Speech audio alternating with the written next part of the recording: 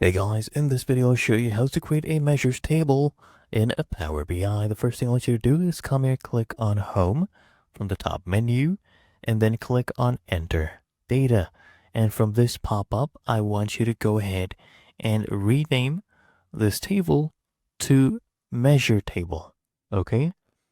Once we have this renamed, just go ahead and click on Load. There we go. Now that we have our table, I can just go ahead and click on this and then click on New Measure.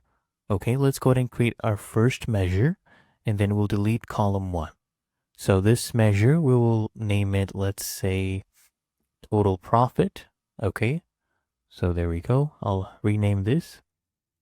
And total profit will basically be the sum. So I'll do the sum function, click here, and we'll bring in from the financials table profit. So it'll be the sum. Go ahead and click on enter.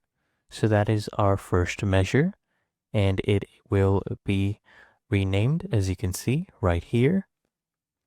There we go. It has been renamed. Now all you need to do is delete column 1. So I'll just right click on that and click on delete from model. It'll give you a pop-up asking if you're sure you want to do this.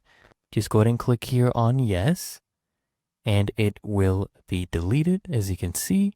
And now this has basically been changed to a measures table, as you can see from this icon.